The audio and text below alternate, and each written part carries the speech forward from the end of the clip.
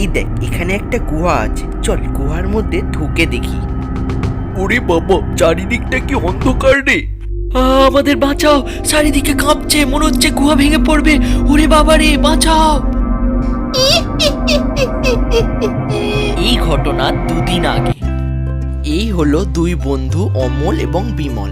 কলকাতার এক নাম করা বিখ্যাত হোস্টেলে দুজনে পড়াশোনা করে।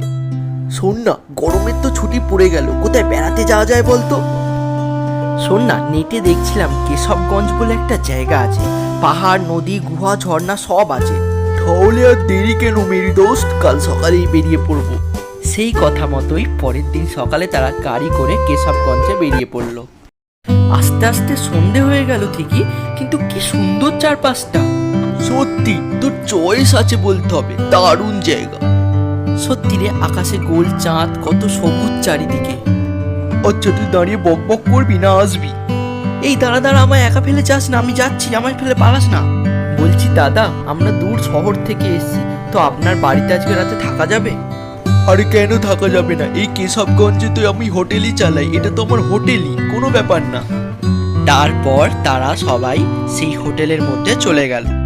পরের দিন সকালবেলা, দেখ এই গ্রামে সকালটা কত সুন্দর।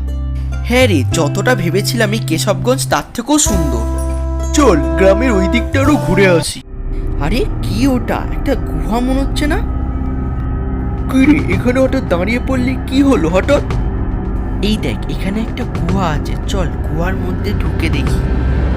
এই গুহা টুয়ার মধ্যে কোনো ঢুকে লাভ নেই, বেড়াতে এসছিস বেড়া। তোর যদি ঢোকার ইচ্ছা না থাকে তুই বাইরেই থাক, আমি গেলাম আর ভেতরে ঢুকলাম, এই বলে দিল।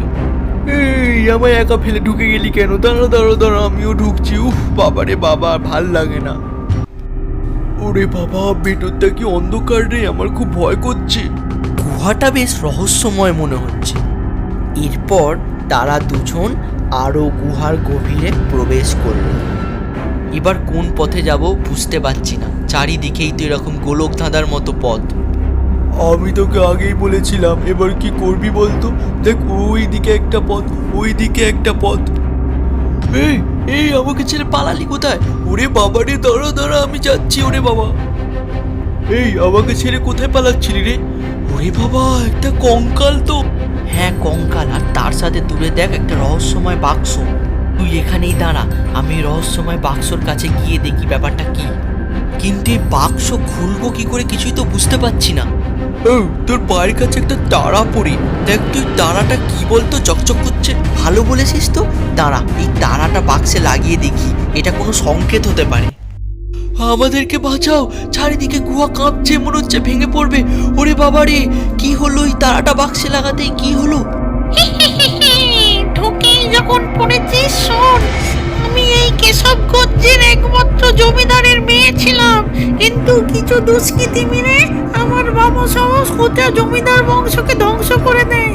কিন্তু আমি আমার বাবা মায়ের এই গয়নার বাক্সটা নিয়ে গুহায় এসে লুকিয়েছিলাম, কিন্তু এই দুষ্কৃতীরা সন্ধান পেয়ে ঠিক এসে আমাকে এখানেই জ্যান্ত মেরে ফেলে আর এই গয়না লুট করার চেষ্টা করে। কিন্তু ওরা বোঝেনি এর সংকেত তারাটা না লাগালে গয়নার বাক্স খুলবে না, তাই তারা এখান থেকে পালিয়ে যায়। শোন, এই গুহার শেষে একটা সমুদ্র পাবে, সেই সমুদ্রে আমার কঙ্কালটা বিসর্জন দিলেই আমার আত্মা মুক্তি পাবে, আর এই বাক্সের মধ্যে থাকা সমস্ত ধন সম্পত্তির অধিকার তোরা হবি। চল তাড়াতাড়ি, আর কঙ্কালটাকে সাথে নে। হ্যাঁ নিচ্ছি, কিন্তু আমার বড্ড ভয় করছে, কি হবে বলতো, কিছু বুঝতে পারছি না। এই দেখ গুহার শেষ প্রান্তে সত্যি সমুদ্র। দে আমায় কঙ্কালটা দে, আমি সাথে করে নিয়ে যাই ওটাকে। সত্যি রে, ওই জমিদারের মেয়েকে দুষ্কৃতীদের হাতে নৃশংসভাবে মরতে হয়েছে। আজকে আমি তোমার কঙ্কাল এই সমুদ্রের জলে বিসর্জন দিলাম। শান্তি পেলাম, আজ আমি অনেক শান্তি পেলাম, আমার আত্মা মুক্তি পেল। আজকে 50 বছর ধরে আটকে থাকার পর মুক্তি পেলাম, আর ওই গয়নার বাক্স আজ থেকে তোদের হলো। সত্যি এই পৃথিবীর চারপাশে কত পাপ লুকিয়ে আছে আমরা নিজেরাও জানি না।